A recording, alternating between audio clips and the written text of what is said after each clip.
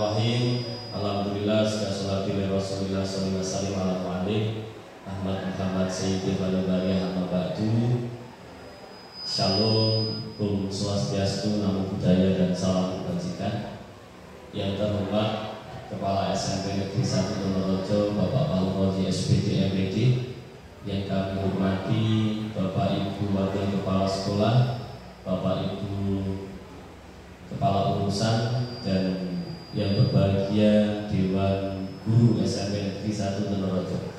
Bersyukur kita panjatkan kehadiran Allah Subhanahu wa Ta'ala atas segala nikmat yang telah diberikan kepada kita selama ini, nikmat sempat, nikmat sehat, sehingga kita pada pagi hari ini masih bisa menjalankan aktivitas menjadi pengajar, menjadi pendidik tanpa ada halangan suatu apapun. Kemudian yang beragama Islam, sholawat salam tetap kita tentukan mengalir ke junjungan Nabi Agung Muhammad Rasulullah SAW yang nanti kita rindukan syafaatnya di hari akhir nanti. Bapak Ibu yang saya hormati, izinkan di sini saya Khairul Anwar sebagai calon guru penggerak angkatan 11 Kabupaten Jepara Provinsi Jawa Tengah pada kesempatan kali ini akan melaksanakan diseminasi aksi nyata modul 1.4 budaya positif, pemahaman dan penerapan budaya positif di SMP Negeri 1 Donorejo. Bapak Ibu yang berbahagia, kenapa CGP itu harus melaksanakan diseminasi atau aksi nyata? Karena memang pada modul 1.4 atau di akhir modul itu kita memang diwajibkan untuk melakukan aksi nyata berupa pengimbasan budaya positif kepada rekan sejawat atau Bapak Ibu guru yang ada di SMP Negeri 1 Donorejo. Kemudian selain itu ini juga bentuk kolaborasi, karena budaya positif itu tidak mungkin hanya dilakukan oleh 1-2 orang saja. Ini membutuhkan banyak sekali komponen sivitas akademika yang ada di SMP sehingga budaya positif itu terwujud. Kemudian Bapak Ibu, selain itu budaya positif ini juga memang harus diterapkan betul-betul di SMP negeri kita sehingga nanti tercipta mutu kualitas pendidikan yang mana itu diharapkan pada seluruh dunia pendidikan. Bapak Ibu yang saya hormati, masih semangat pagi hari ini? Semangat?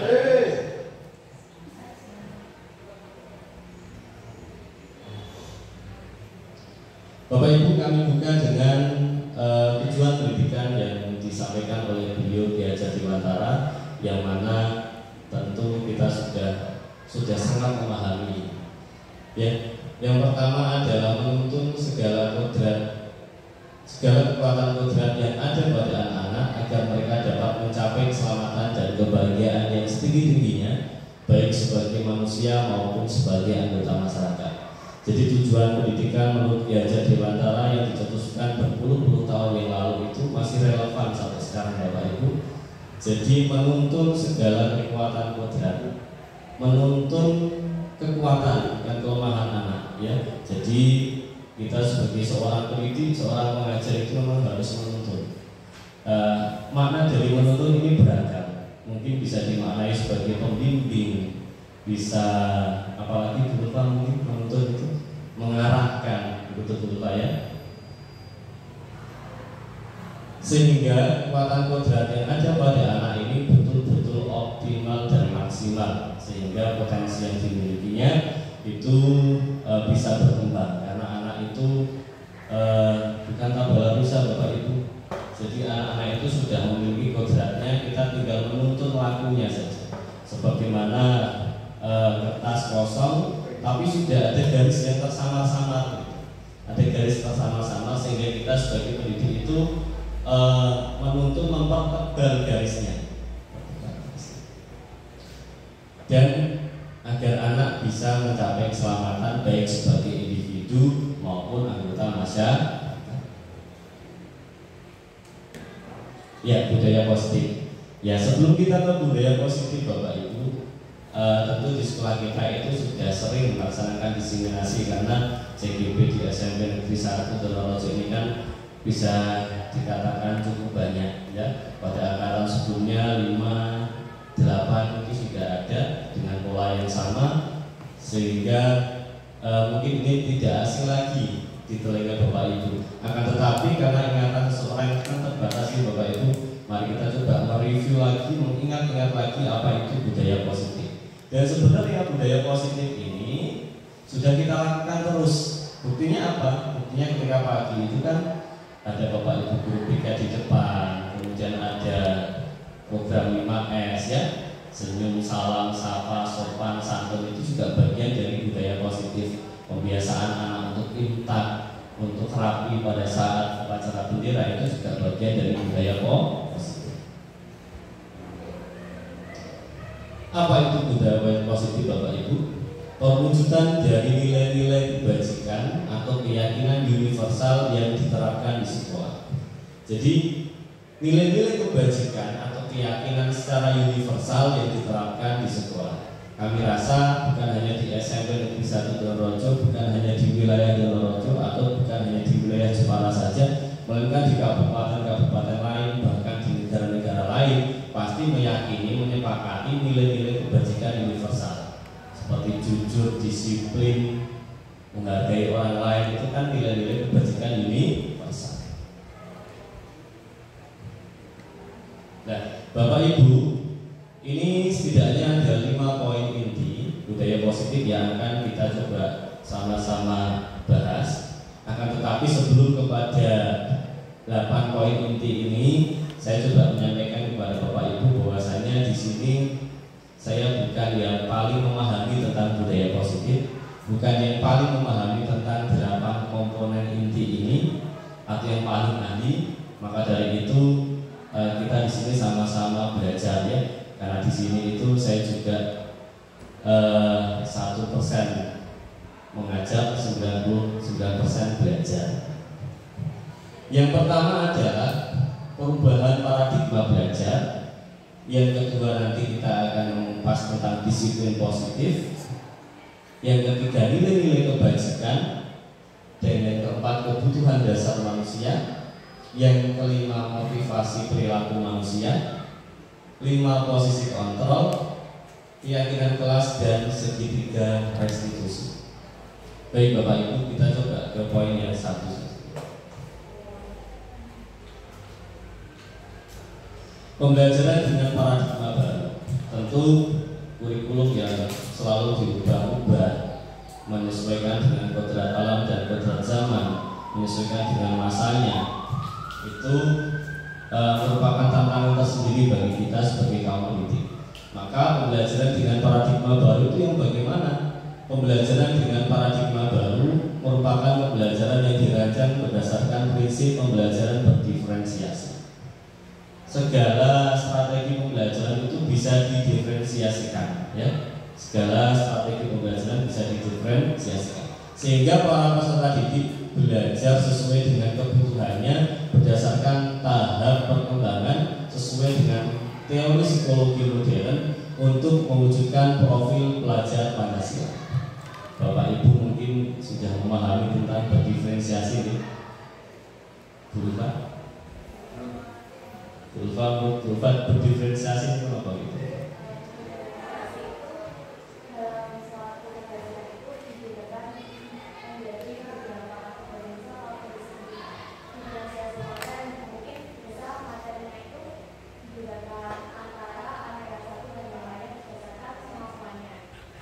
Terima kasih Bu Ulfa, jawaban sangat bagus sekali. Betul sekali bahwasanya diferensiasi konten itu menitik beratkan pada kebutuhan anak, ya, atau diferensiasi proses, diferensiasi konten, diferensiasi produk, ya. Terima kasih Bu Ulfa. Kemudian untuk mewujudkan profil pelajar Pancasila, ya, ada 6 dimensi profil pelajar Pancasila yang sudah kita hafalkan, yang tentu anak-anak kita juga sudah menghafalkan itu, dan harapan kami adalah itu bisa diterapkan dalam kehidupan mereka sehari-hari hingga nanti. Yang pertama adalah beriman dan bertakwa kepada Tuhan Yang Maha Esa, berakhlak mulia, ini juga adalah nilai-nilai kebajikan sebenarnya. Kemudian bernalar kritis, kreatif, mandiri, bergotong royong, Lanjut Bapak Ibu. Yang selanjutnya adalah miskonsepsi teori kontrol. Banyak anggapan yang atau yang tidak sesuai bahwasanya teori kontrol itu memiliki makna bahwasanya seseorang mengontrol orang lain, ya. Maka dari itu, apakah iya seperti itu? Ilusi guru mengontrol murid.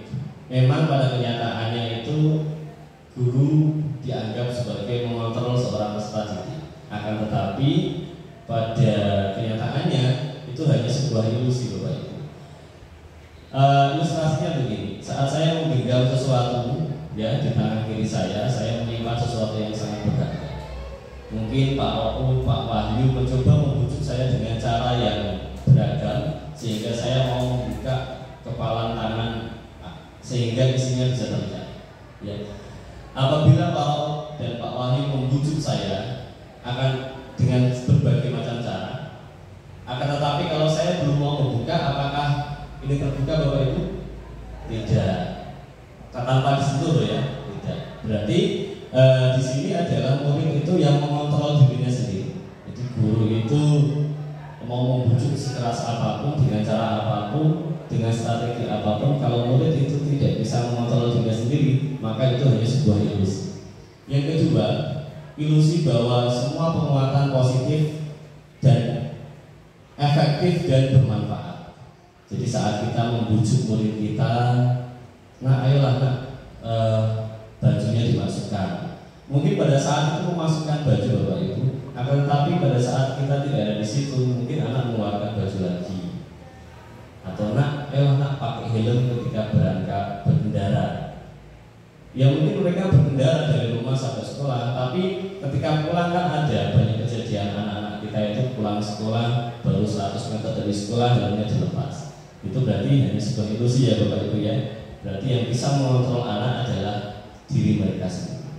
Yang ketiga, ilusi bahwa kritik dan membuat rasa bersalah mampu menguatkan karakter. Terkadang kalau ada anak-anak yang bersalah atau melanggar sesuatu, kita panggil, kadang-kadang kita tidak bisa-bisa. Kita kritik kesalahannya apa, kemudian tanpa kita dalami dulu. Karena setiap tindakan anak itu pasti bertujuan.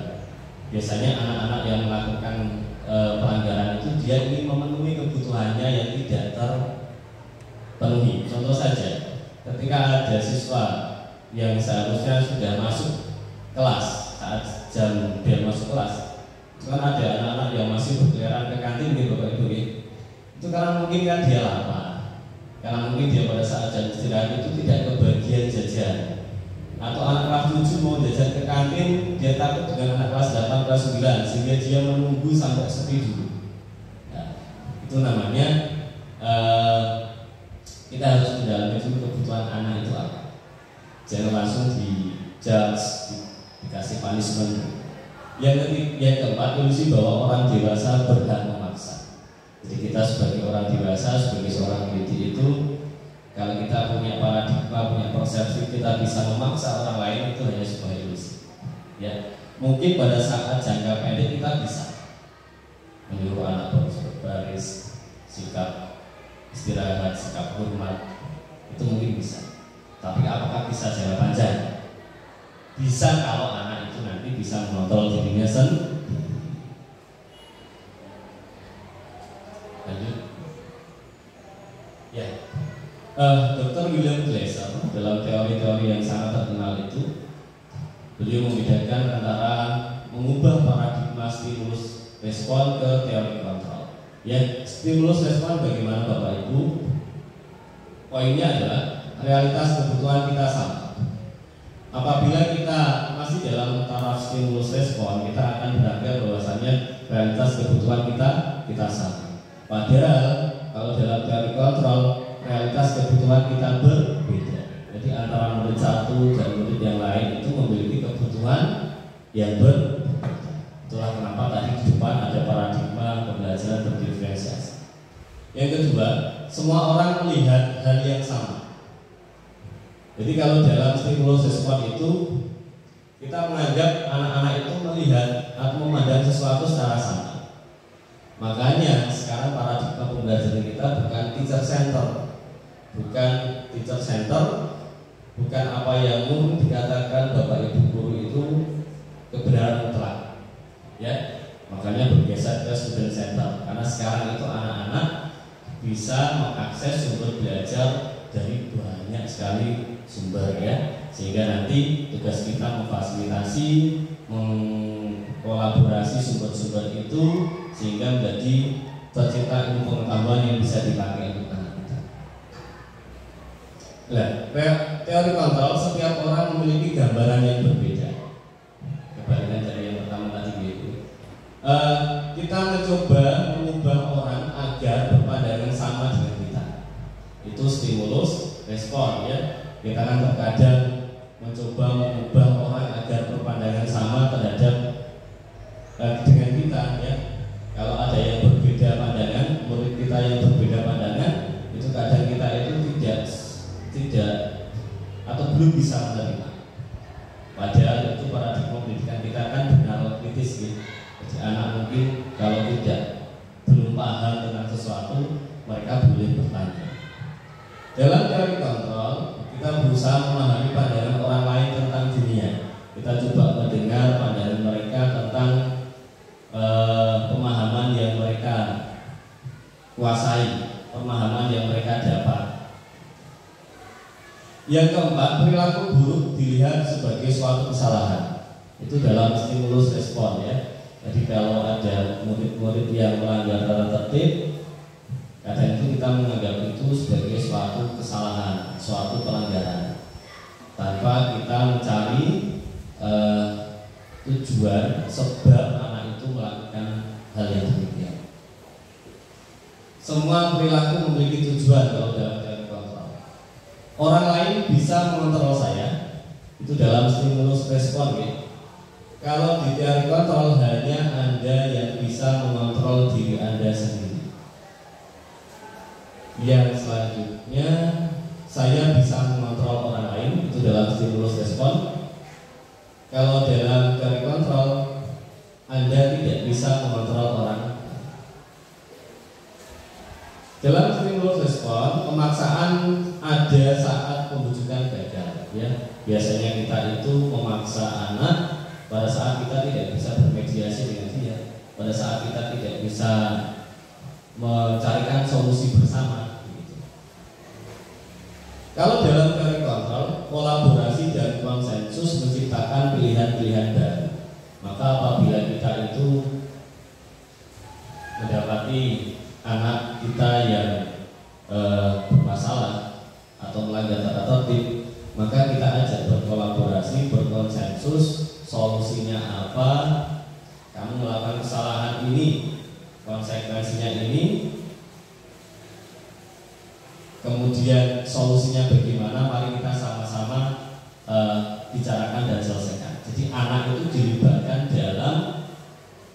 dalam rangka menyelesaikan masalah yang dihadapi sendiri. Bukan sepihak, bukan satu arah hanya dari Bapak Ibu. Model berpikir menang atau kalah, ya. Kalau dalam stimulus respon itu ada yang menang, ada yang kalah. Yang gurunya memaksa itu menang, yang anaknya dipaksa menuruti gurunya berarti kalah. Tapi kalau dalam teori kontrol, karena tadi itu solusinya dibicarakan secara bersama-sama melalui konsensus, maka model berpikirnya win-win solution, menang-menang. Maka kadang saya pada saat memanggil anak bermasalah itu, contoh anak yang berantem, pihak A sama pihak B, itu biasanya itu saya melaksanakan win-win solution, tidak mencari siapa yang salah, siapa yang benar, tapi sama-sama ingin menyelamatkan kedua-duanya, gitu Bapak Ibu. Itu adalah teori William Jackson. Nah, sebelum kita ke poin yang selanjutnya, yang namanya teori itu nanti bisa dibantah dengan teori-teori lain, kan begitu, secara ilmiah. Jadi mungkin kalau semisal ada yang kurang setuju dengan teori ini, tidak serta-merta harus dikomplain, tapi dikomplain dengan dihadirkan teori-teori baru, itu yang namanya ilmiah. Baik Bapak Ibu, kita lanjut ke poin selanjutnya, yaitu disiplin positif. Ada kutipan dari Ki Hajar Dewantara, Bapak Pendidikan kita, di mana ada kemerdekaan, disitulah harus ada disiplin yang kuat.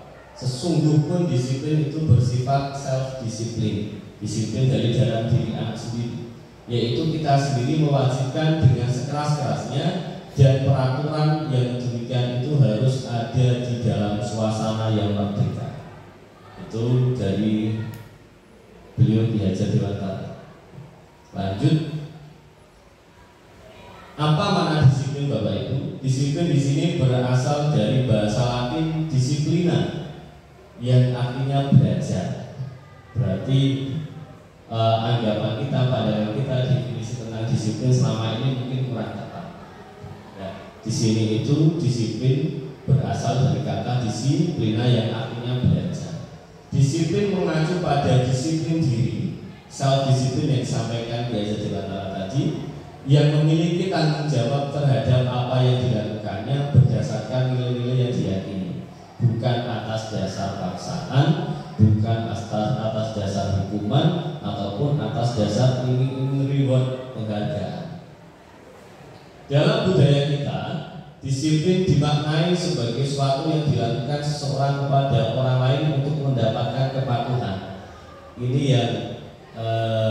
yang kurang tepat, yang makna yang belum tepat sesuai dengan makna aslinya. Dalam budaya kita itu memaknai disiplin ya begitu, sesuatu yang dilakukan orang lain untuk mendapatkan kepatuhan. Guru memaksa anak untuk melakukan A, B, C, D untuk mendapatkan kepatuhan. Nah, itu dalam budaya kita dimaknai seperti itu. Padahal aslinya disiplin berasal dari bahasa Latin disiplina, yang berarti belajar. Lanjut, Bapak Ibu.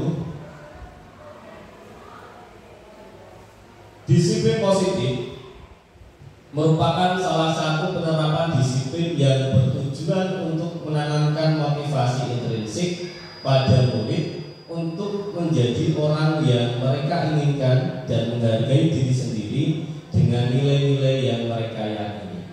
Jadi disiplin positif itu penerapan disiplin yang tujuannya adalah menanamkan motivasi internal dalam diri setiap murid. Apabila disiplin itu sudah tertanam pada diri seorang murid yang menjadikan dia melakukan sesuatu atas dorongan motivasi intrinsik, maka dia tidak akan terpengaruh dengan iming-iming penghargaan, tidak terpengaruh dengan ancaman hukuman. Motivasi intrinsik memiliki dampak jangka panjang, tidak terpengaruh adanya hukuman atau penghargaan. Saat anak kita sudah tertanam, peserta didik kita sudah tertanam disiplin, dijadikan sebagai motivasi intrinsik, mau ada hukuman, mau ada penghargaan, dia sudah tidak menjadikan tolak ukur, ya. Jadi dia mau disiplin saja, tidak mengeluarkan baju ketika ditanya, karena dia ingin disiplin, tidak karena takut dihukum. Bapak Ibu guru piket, guru BK, kesiswaan.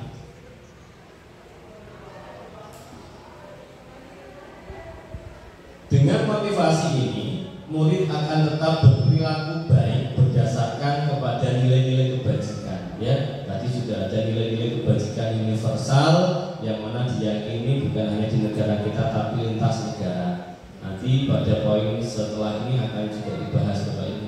Karena mereka ingin menjadi orang yang menjunjung tinggi nilai-nilai yang mereka hargai untuk mencapai tujuan yang mulia. Lanjut. Sekarang nilai-nilai kebajikan. Nah, nilai-nilai yang disepakati bersama lepas dari suku, bangsa, agama, bahasa maupun latar belakang. Kalau yang ini itu sudah familiar nih Bapak Ibu, profil pelajar Pancasila, ada 6 dimensi. Nah, selain itu juga ada nilai-nilai kebajikan lain. Kita ambil saja contoh di Swiss, di Geneva, Swiss. Ya, itu ada Indo Primary Years Program atau PIM. Di sini itu adalah kurikulum karakter di mana Pada kurikulum karakter itu ada dimensi-dimensi yang mungkin sama dengan profil pelajar Pancasila kita. Ini disebut sebagai nilai-nilai kebajikan. Salah satu contoh saja mandiri. Di Swiss juga ada mandiri, di Indonesia juga ada mandiri. Toleransi, rasa hormat itu masuk ke kebinekaan global, kan ya Bapak Ibu. Kreativitas masuk ke kreatif dan lain sebagainya. Ini juga ada 9 pilar karakter Indonesian Heritage Foundation (IHF), juga sama ya. Di dalamnya juga ada dimensi-dimensi yang diyakini sebagai nilai-nilai kebajikan secara universal. Kebutuhan dasar manusia. Kebutuhan dasar manusia adalah segala sesuatu yang kita lakukan untuk mendapatkan apa yang kita inginkan. Seluruh tindakan yang kita lakukan memiliki tujuan tertentu, dan semua usaha terbaik yang kita lakukan adalah dalam rangka agar kebutuhan dasar kita terpenuhi dengan baik. Ya, di sini nanti ada kebutuhan dasar manusia yang mana itu nanti bisa kita pelajari sehingga kita pada saat nanti menangani peserta didik, pada saat ada anak yang berperilaku mungkin tidak sesuai dengan peraturan sekolah, kemudian kita bisa mencari tahu kebutuhan dasar apa yang belum terpenuhi pada diri peserta didik tersebut. Nah, ada banyak teori tentang kebutuhan dasar, ada yang hierarki kebutuhan Abraham Maslow ya, tapi yang ini tidak itu. Meskipun isinya sama ya, ada 5 komponen. 5 kebutuhan dasar manusia yang ada pada modul 1.4 itu, yang pertama adalah bertahan hidup. Makan, minum, pakaian, tempat tinggal, keamanan dan kesehatan ya. Salah satu contoh saja, mungkin ada anak yang sering keluar kelas karena mungkin di kelas tidak nyaman. Berarti ada kebutuhan keamanan dan keselamatan yang belum didapatkan. Ada anak yang tidak pakai dasi, tidak pakai topi. Mungkin ada kebutuhan bertahan hidup berupa pakaian. Mungkin orang tuanya belum bisa membelikan itu. Ya, maka kita perlu mencari tahu kebutuhan dasar apa yang belum dipenuhi oleh peserta didik kita sebelum nanti kita mengambil tindakan. Yang kedua adalah kasih sayang dan rasa diterima. Rasa diterima, dipedulikan, berbagi, kerjasama, menjadi bagian dari kelompok. Dan ini juga termasuk kebutuhan dasar yang harus kita cari tahu apakah kebutuhan dasar ini sudah dipenuhi oleh anak-anak kita ataukah belum. Kalau belum, biasanya nanti muncul tindakan-tindakan yang melanggar aturan. Contoh, ada anak yang dalam satu kelompok dikucilkan sendiri. Mungkin satu kelompok ada 4 orang, yang satu tidak diajak berdiskusi, yang 3 diajak berdiskusi. Ya, itu berarti rasa kasih sayang dan rasa diterima belum dipenuhi pada diri murid tersebut. Yang ketiga, penguasaan, harga diri, keinginan untuk dianggap, memimpin, berprestasi, diakui dan didengar. Yang keempat, kebebasan, mandiri, memiliki pilihan, mencoba hal baru, mampu mengendalikan diri. Ya, salah satu contoh saja ada anak-anak kita yang sering naik pohon jambu gitu Ibu ya. Pohon jambu, pohon belimbing. Ya, itu mungkin karena ingin bebas, ingin mandiri ya, ingin mencoba hal baru, layang-layang di atas pohon. Ada kebutuhan dasar kesenangan, bermain, humor, antusias dan tertawa. Tapi terkadang anak-anak kita itu humornya berlebihan ya, bercandanya terlalu berlebihan. Niatin jenguk-jenguk biasa, merepet-rempet sampai berantem. Itu kayak kericikan jadi grojokan gitu Pak Ibu. Asalnya hal-hal yang sepele tetapi menjadi hal yang besar. Kayak kemarin ada anak-anak yang di belakang itu bercandanya itu lempar-lempar batu, tidak sengaja kena matanya, kerikil kecil.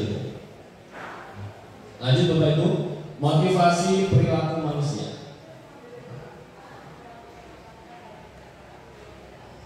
Ada 3 motivasi perilaku manusia Yang pertama adalah untuk menghindari ketidaknyamanan atau hukuman. Jadi murid-murid kita itu mematuhi aturan, tidak melanggar, itu biasanya karena dia tidak ingin dihukum, betul nggih? Tidak ingin dihukum. Berarti kalau motivasinya begitu, berarti anak kita itu baru memiliki motivasi eksternal, dia patuh hanya karena takut hukuman.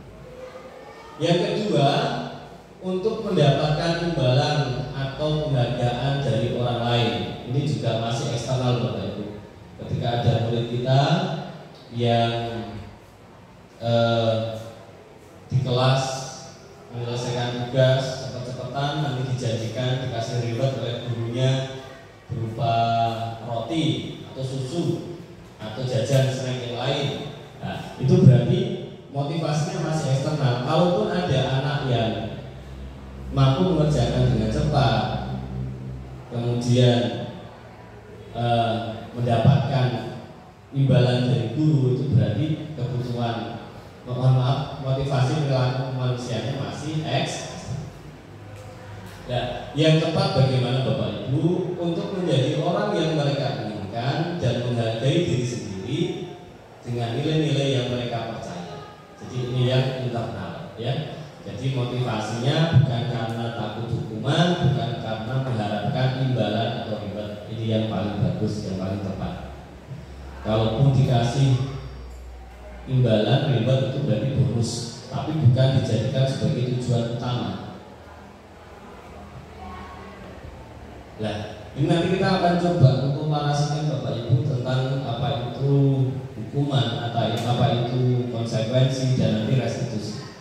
Nah, hukuman dan konsekuensi ini tindakan terhadap suatu pelanggaran. Okay? Kita mungkin sering melakukan itu, ya, sering melakukan atau menghukum anak, memberikan konsekuensi kepada murid saat mereka melanggar sesuatu tata tertib sekolah.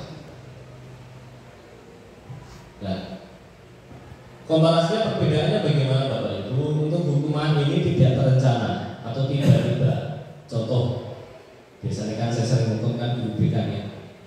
Ketika ada anak terlambat, dia terlambat 5 menit atau 10 menit, kok langsung dihukum, tidak ditanya dulu telatnya kenapa, atau karena banyak gembes, atau karena tidur kesiangan, waktu digugah Pak Anim Boe, atau jangan-jangan di rumah tidak ada orang tuanya sama sekali, kok tiba-tiba tidak ditanya langsung dihukum. Kamu juga di sampah, kamu sana ke aula, bersihin aula. Nah, itu berarti tidak terencana. Itu yang dimaksud dengan hukuman Bapak Ibu.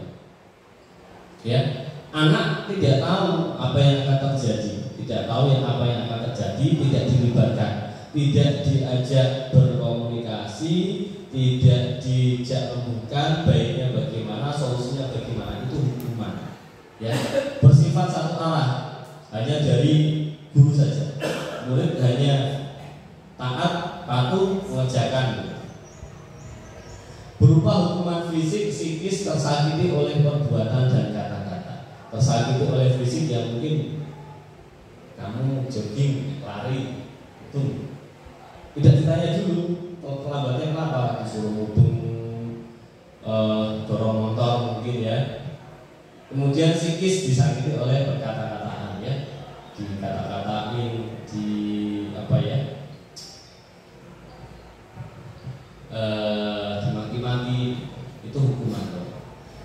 Tidak nyaman dengan dalam jangka panjang, dan murid pun pada saat diperlakukan seperti itu dia akan merasa tidak nyaman.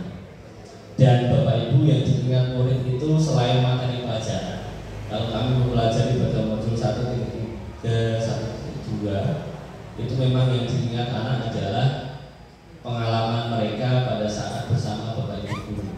Ya, saya pun juga demikian Bapak Ibu. Saya pelajaran dulu ya banyak yang tidak ingat, tapi perlakuan guru saya kepada saya itu yang saya ingat sampai sekarang.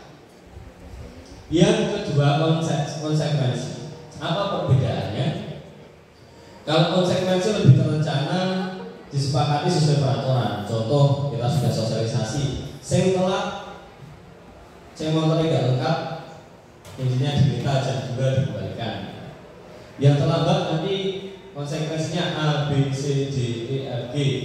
Nah itu konsekuensi sudah terencana, sudah disosialisasikan kepada murid, murid sudah tahu kalau melakukan ini, melanggar ini, konsekuensinya ini.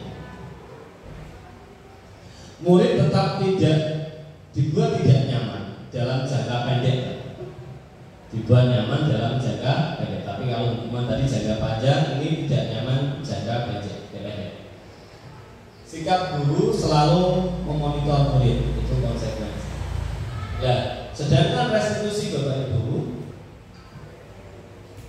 restitusi ini proses menciptakan kondisi bagi murid untuk memperbaiki kesalahan. Jadi dalam restitusi itu anak dilibatkan, digali betul-betul, di-top, digali betul-betul latar belakang dan tujuan dia melakukan itu karena apa. Nanti berkolaborasi dan melakukan konsensus untuk menyelesaikan masalah secara bersama-sama dan win-win solution. Proses kolaboratif yang mengajarkan murid untuk mencari solusi sendiri. Kamu melakukan ini, solusinya apa? Kamu ingin jadi orang yang bagaimana? Kamu ingin melakukan apa untuk memperbaiki masalah ini? Ya. Kalau anak dilibatkan seperti itu, anak akan dengan sukarela mengerjakan itu. Pak, saya buang sampah saja.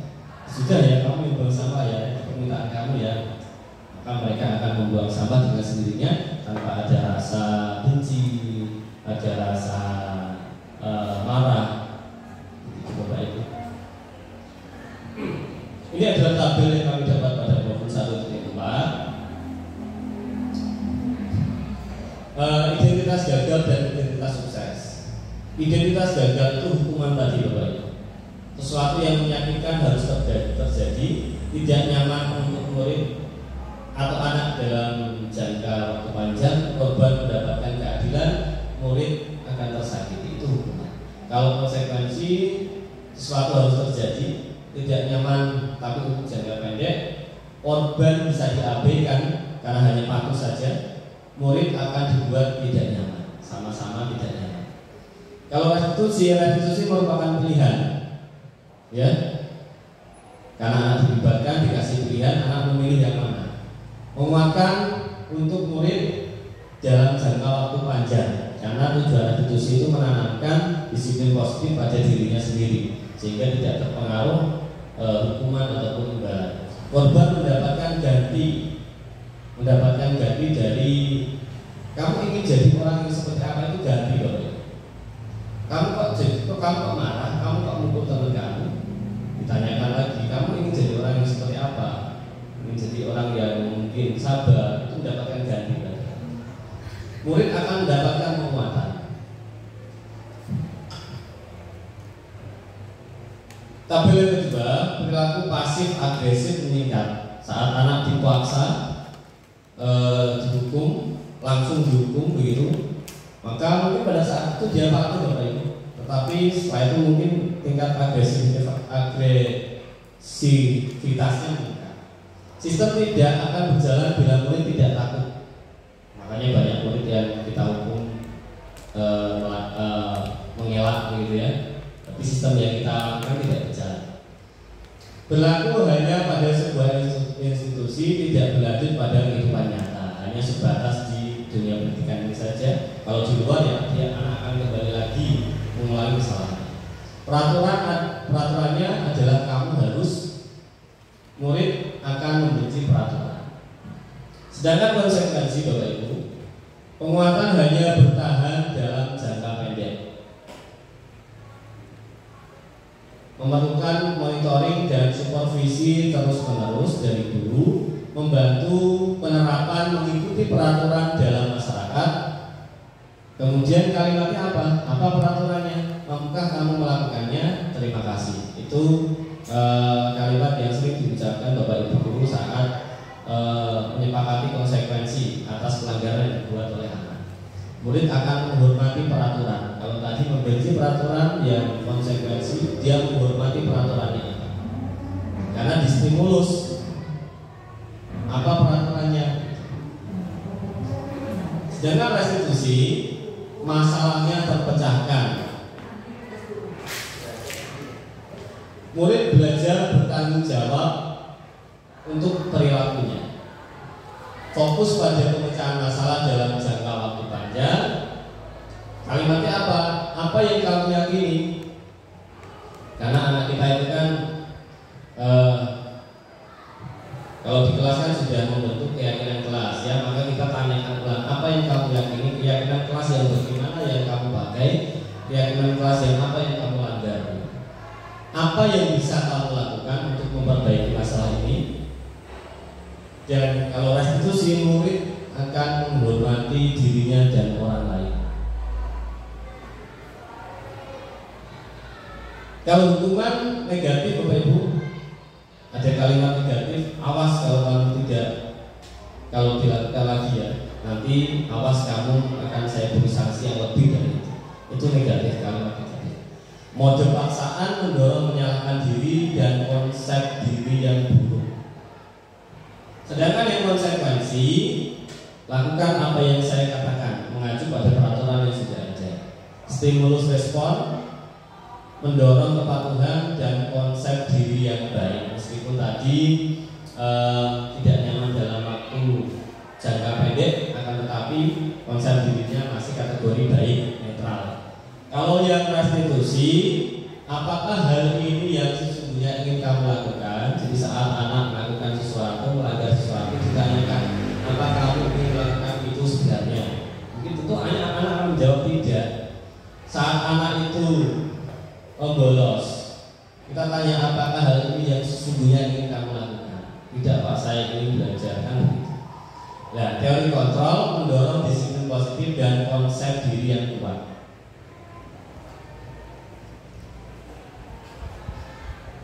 Tabel selanjutnya Bapak Ibu, hukuman dampak pada murid marah, merasa bersalah, rendah diri, mengasingkan diri, tiba-tiba tidak diharapkan atau sangat melukai, dibuat oleh guru, menyakitkan, guru menjalani konsekuensi dengan menyalahkan, mengkritik, menyindir, dan merendahkan. Kalau konsekuensi, kehilangan hak waktu jeda seorang diri, time out, menahan atau detention, sudah diketahui masuk akal, dibuat oleh guru dan murid atau anak, membantu guru menyatakan peraturan, melakukan peringatan, dan menerapkan konsekuensi. Kalau restitusi, murid tidak kehilangan waktu namun bersemangat untuk memperbaiki diri. Murid berupa undangan untuk mengadakan restitusi dibuat oleh murid atau anak, menguatkan guru, menyebutkan keyakinan kelas, membimbing kerangka acuan berpikir restitusi murid atau anak. Ya, dari semua itu ini dicetuskan oleh Diane Gosen dalam Restitution Distraction School Discipline 1998. Ya, ini saya mau tanya kepada Bapak Ibu. Tindakan guru mencatat 100 kali di dalam buku kalimat, saya tidak akan terlambat lagi karena terlambat ke sekolah. Ini hukuman atau restitusi Pak? Hukuman ya. Lari keliling lapangan basket 2 kali karena terlambat hadir di sekolah, Pak Yufi. Hukuman, ya betul. Membersihkan coretan yang dibuatnya di meja tulis vulva, konsekuensi ya. Sekarang kita ke posisi kontrol restitusi.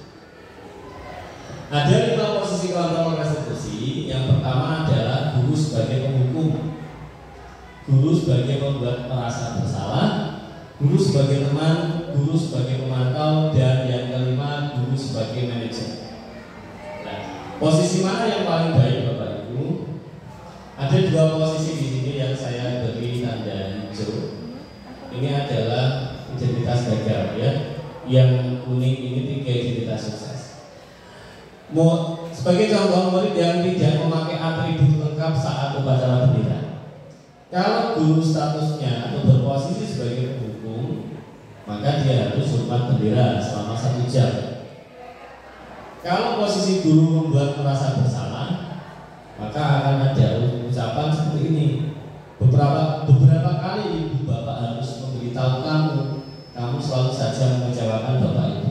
wali-wali kelas seperti itu ya. Kamu itu masuk ruang BK berkali-kali, kamu tidak menghargai saya sebagai wali kelas, kamu mengecewakan saya, itu membuat rasa bersalah. Yang ketiga, teman. Ayo dong ikut aturan sekolah, bantu bapak ibu ya sekali ini. Ya sudah, tidak apa-apa, lain kali jangan berbuat begini. Ini sebagai teman bapak ibu.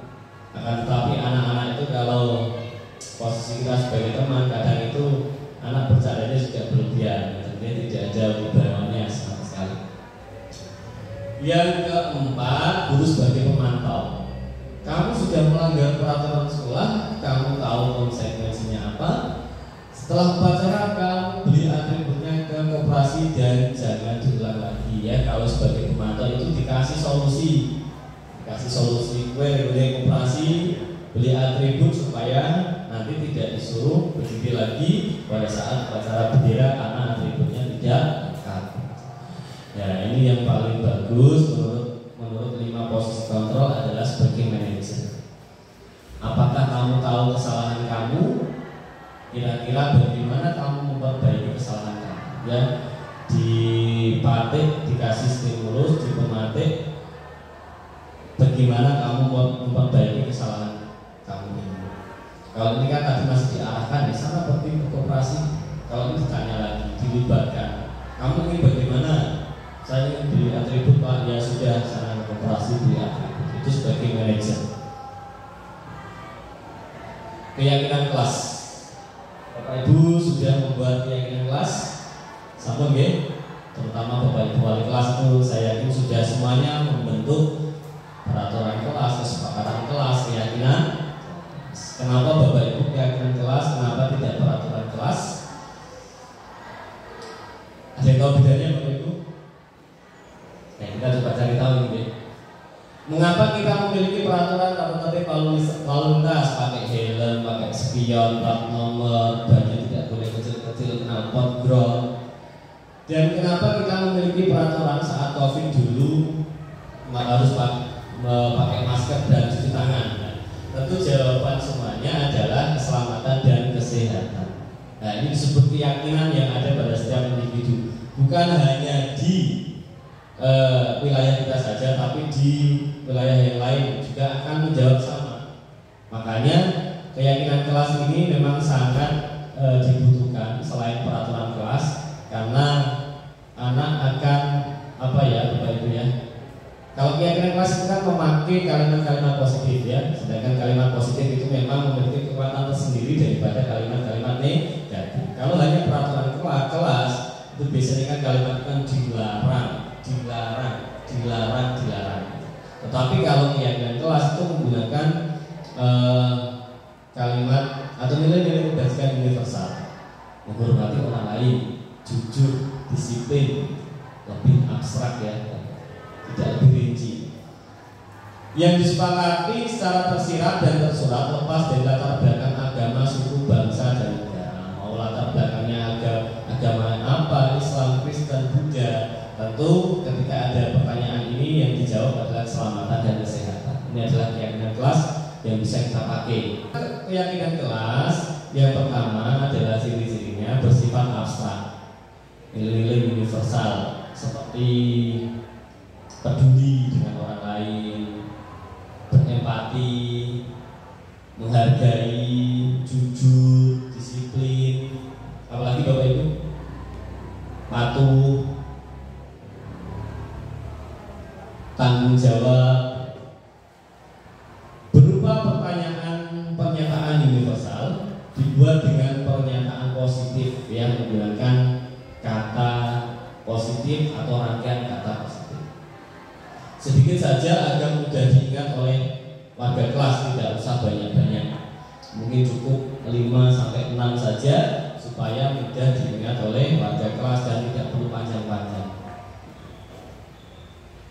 Sesuai dengan kondisi sekolah kelas sehingga mudah diterapkan. Semua warga sekolah, warga kelas dilibatkan saat membuat keyakinan sekolah atau kelas. Semuanya dilibatkan. Jadi bukan kalau peraturan kelas kan yang membuatkan Bapak Ibu guru ya. Tetapi kalau keyakinan kelas, kesepakatan kelas itu disepakati dua arah ya.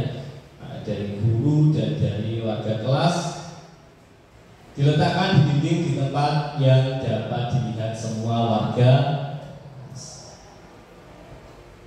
Nah, ini salah satu contoh ketika saya membuat keyakinan kelas Bapak Ibu.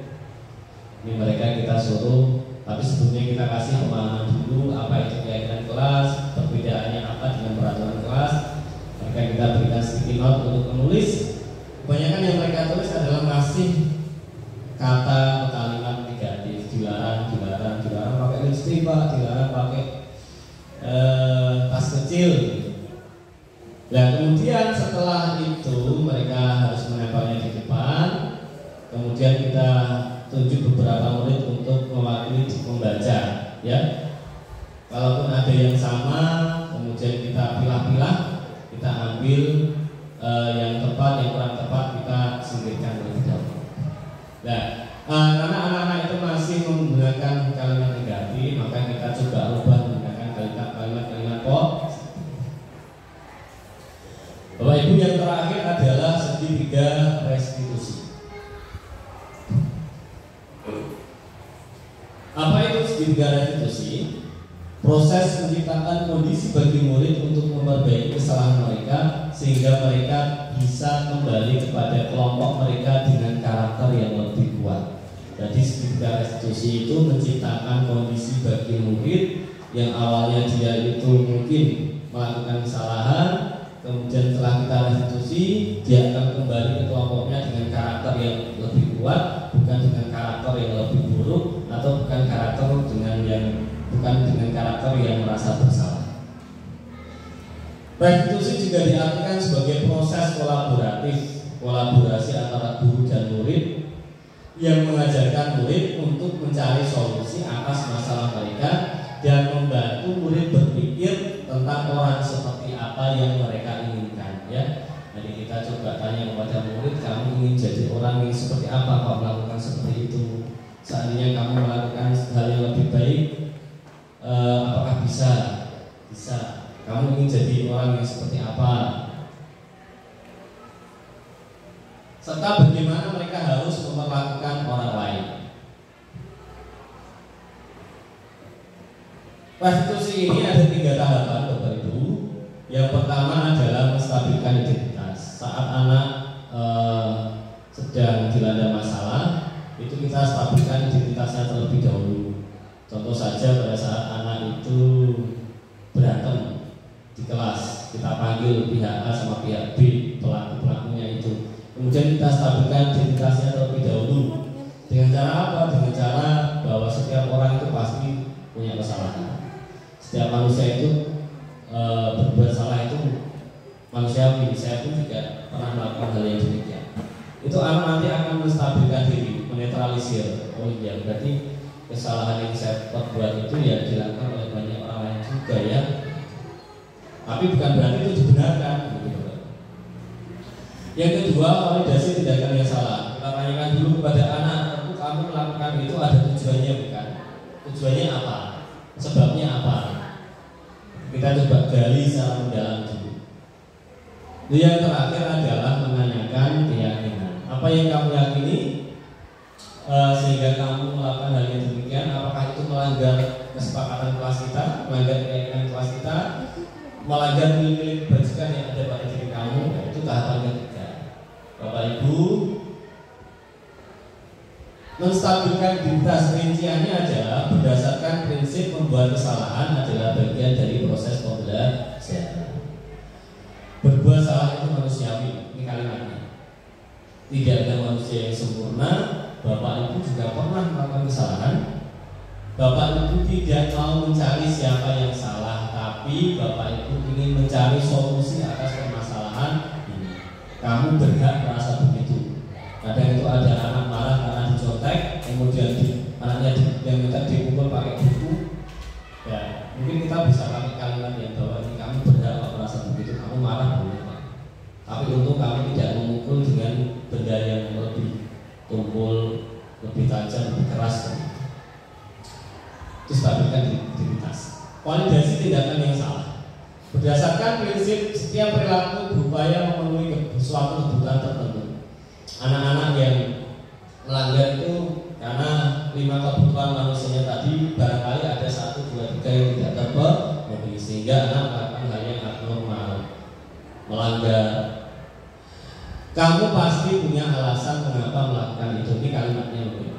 Padahal kamu bisa melakukan hal yang lebih buruk lagi dari ini ya. Contoh ada anak yang berantem hanya mukul tangannya gitu. Kita bisa pakai ini, padahal kamu bisa kan melakukan hal yang lebih buruk, mungkin mukul kepalanya tapi kamu tetap menahan diri. Berarti kamu itu sudah bagus itu. Tidak melakukan hal yang salah lagi. Kamu patut bangga karena telah melindungi sesuatu yang penting bagi kamu. Kamu melakukannya karena mempertahankan sesuatu yang penting bagi kamu. Itu dalam tahapan validasi tindakan yang salah. Tahapan yang ketiga yaitu menanyakan keyakinan. Berdasarkan prinsip teori kontrol bahwa pada dasarnya kita termotivasi secara intrinsik. Apa keyakinan kelas kita? Ditanyakan lagi. Nilai-nilai apa yang telah disepakati bersama? Saat kamu jahil kepada orang lain, apa nilai apa yang kamu langgar? Mungkin nilai menghargai orang lain. Jadi ada kaitannya dengan keyakinan kelas yang kita bahas sebelumnya. Seperti apa gambaran sebuah kelas yang ideal menurut kamu? Mungkin saat-saat anak-anak itu berisik minta ampun pada saat jam kosong, mungkin pelan-pelan ini bisa kita panggil Bapak. Kemudian kita tanya kelas yang ideal menurut kamu bagaimana? Kelas yang tertib, yang nyaman, yang ramah, yang berpihak pada semuanya. Kamu ingin menjadi orang seperti apa? Itu pasti anak menjawab, saya ingin menjadi orang yang tidak marah Pak, jujur Pak, berbakti Pak, patuh Pak. Itu tahapan restitusi ketiga. Nah Bapak Ibu mohon izin menampilkan video restitusi ya Bapak Ibu. Ini saya ada 2 kasus sebenarnya. Sebentar. Assalamualaikum. Pak Irul memanggil saya. Bagaimana kabar kamu Nabila hari ini? Baik Pak, tapi sedikit kesel hari ini. Loh, memangnya ada apa? Itu Pak, si Andika numpahin botol air minumku. Kok bisa seperti itu? Gak tahu Pak, Andika jalan gak lihat-lihat kok. Wah, mungkin jika Pak Irul menjadi kamu, Pak Irul pun juga akan merasa marah. Begini Nabila, setiap orang itu pernah melakukan kesalahan. Pak Irul juga pernah melakukan kesalahan. Kamu juga pernah. Dan mungkin warga kelas kita juga sudah pernah melakukan kesalahan. Lalu, Andika kamu apakan? Saya marahin Pak, saya pukul punggungnya pakai buku. Bagaimana perasaan kamu hari ini? Kesel Pak, pengen marah. Tapi untung Nabila, kamu tidak berbuat lebih gegabah lagi daripada itu. Kamu hanya memukul punggung Andika menggunakan buku, tidak menggunakan benda tumpul ataupun benda tajam yang lain. Ya Pak, untung saya masih sabar. Kalau tidak, saya akan melakukan hal yang lebih buruk Pak. Kamu memilih bersabar, itu sudah merupakan tindakan yang bagus. Dan semua tindakan kamu itu tentu memiliki alasan dan sebab, kan? Ya Pak, karena aku tuh haus sebenarnya. Malah airnya ditumpahin sama si Andika Pak. Oh, kamu haus. Jika setelah ini minum, apakah kamu masih merasa marah? Sedikit sih Pak. Bila tindakan kamu yang memukul Andika menggunakan buku, apakah itu sesuai dengan keyakinan kelas kita? Atau sesuai dengan prinsip hidup kamu? Tidak Pak, saya tidak ingin menjadi orang yang mudah marah. Saya sebenarnya bisa bersabar dan menghargai orang lain. Seberapa penting menghargai orang lain bagi kamu? Sangat penting dong Pak. Saat kamu dalam kondisi marah, apa yang perlu kamu lakukan? Mungkin saya harus lebih dapat mengendalikan diri Pak, sehingga tidak kehilangan prinsip menghormati orang lain.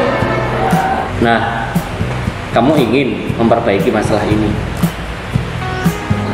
Iya dong Pak, saya mau semua diselesaikan. Setelah memperbaiki masalah ini, kamu ingin jadi orang yang seperti apa? Saya ingin menjadi orang penyabar dan menghargai orang lain. Nabila, apakah kamu pernah tidak marah? Pernah dong, Pak. Bagaimana rasanya saat tidak marah? Merasa lebih tenang, bisa berpikir jernih, dan mampu mengendalikan diri. Kalau begitu, mari kita perbaiki masalah ini. Iya, Pak, siap.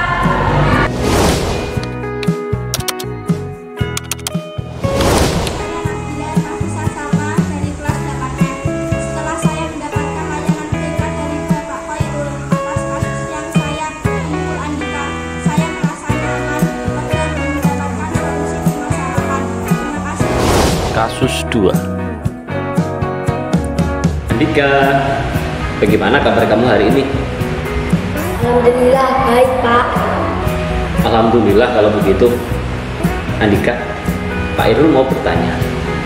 Pak Irul sering dapat laporan bahwa kamu sering bertingkah usil atau jahil kepada warga kelas. Apakah betul seperti itu? Kata teman-temanku sih iya, Pak. Andika, setiap orang itu unik dan setiap manusia itu tentu melakukan kesalahan.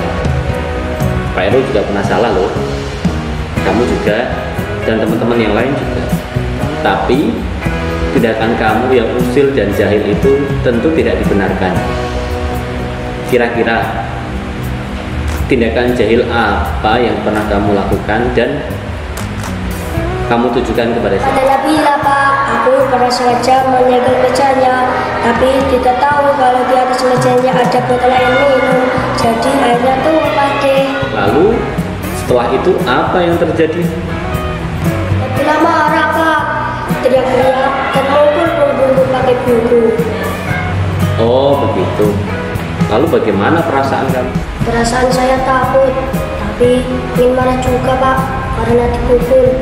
Respon kamu saat dipukul bagaimana? Aku mencoba menghindar dan tidak membalas, Pak. Kamu mampu menahan diri untuk tidak membalas. Itu sudah merupakan tindakan yang bagus, tindakan yang baik. Iya, Pak. Untung saya bisa bersabar ya, Pak. Kalau tidak, mungkin saya bertengkar dan menjadikan hubungan saya dengan Nabila tidak baik. Tindakan kamu yang sering jahil dan usil itu tentu memiliki alasan, bukan? Apa coba alasannya? Saya setiap di kelas sering dicuekin kok, Pak.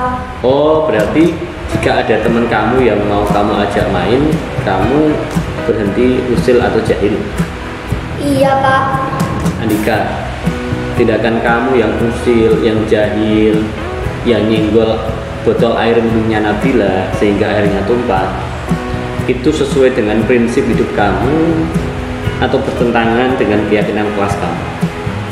Tidak, Pak. Saya ingin menjadi anak yang tidak usil, tidak mengganggu orang lain, dan dapat menghargai teman-teman saya. Seberapa penting sikap menghargai orang lain bagi kamu? Sangat penting dong, Pak. Saat kamu nanti ingin usil,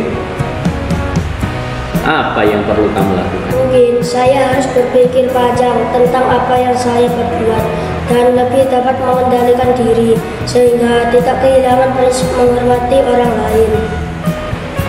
Nah, kamu ingin memperbaiki masalah ini. Ya, Pak, saya mau minta maaf kepada Nabila. Setelah memperbaiki masalah ini, kira-kira Andika ingin jadi orang yang seperti apa? Saya ingin tidak jahil lagi dan menghormati teman-teman saya, Pak. Andika, apakah kamu pernah tidak jahil? Pernah dong, Pak. Bagaimana rasanya pada saat tidak menjahili orang lain? Saya merasa orang lebih nyaman dengan kehadiran saya dan saya pun lebih diterima oleh teman-teman saya. Kalau begitu, mari kita perbaiki masalah. Ya, Pak, siap. Perkenalkan, saya Andika Fernanda Putra dari kelas 8F. Setelah saya mendapatkan layanan BK dari Bapak Khairul atas kasus saya yang sering jahil kepada teman-teman saya merasa nyaman, tercerahkan, dan mendapatkan solusi atas permasalahan. Terima kasih, Pak Khairul. Baik Bapak Ibu, itu tadi adalah salah satu atau praktek segitiga Baik Bapak Ibu, saya akhiri diseminasi budaya positif pada pagi hari ini. Semoga kegiatan ini bermanfaat, berdampak baik pada kita semuanya dan umumnya, khususnya kepada SMP Negeri 1 Purworejo Kabupaten Jepara. Ya, penutupnya dalam penerapan program disiplin positif, hendaknya guru memiliki standar kepribadian profesional dan sosial yang baik, di mana guru mampu merefleksi dirinya dalam posisi kontrol saat ini, bagaimana perjalanan dirinya sebagai among manajer yang menuntun murid-muridnya menjadi insan yang mandiri, merdeka, dan bertanggung jawab. Ini adalah standar nasional pendidikan kita. Baik Bapak Ibu, yang terakhir adalah refleksi. Saya ingin panjenengan memberikan refleksi 3 poin, 3 rekan jabat yang berbeda. Hal baru apa yang mengubah paradigma saya setelah mengikuti diseminasi berikut?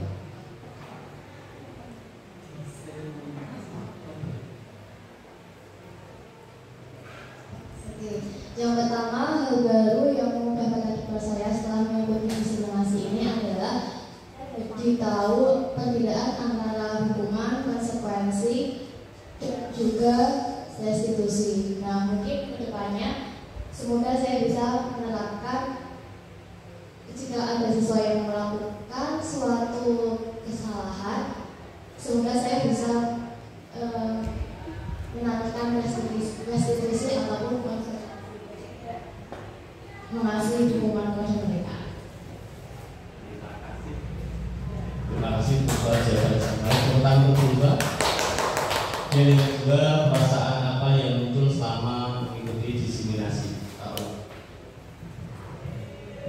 Ya, terima kasih. Perasaan saya setelah mengikuti diseminasi ini adalah tentunya sangat senang karena menambah pengetahuan saya terkait dengan pembahasan yang kita bahas pada pagi hari ini, yang sebelumnya ada paradigma yang kurang pas. Setelah mengikuti diseminasi ini menjadi tercerahkan, dan kedepannya mungkin itu yang coba untuk dipraktikkan di sekolah kita tercinta ini. Terima kasih.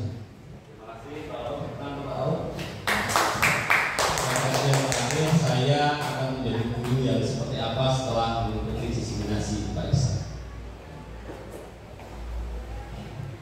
Terima kasih. Dari kegiatan ini tadi sudah dituangkan dari Pak Robo sama Bu Ulfa. Harapan saya setelah mengikuti kegiatan ini, sebagai pendidik bisa menerapkan sesuai dengan pelajar profil Pancasila, karena dituangkan dalam pemerintah ditekankan peserta didik harus bisa menerapkan P5 tadi, profil pelajar Pancasila. Di situ Pak. Terima kasih Pak Esa. Baik,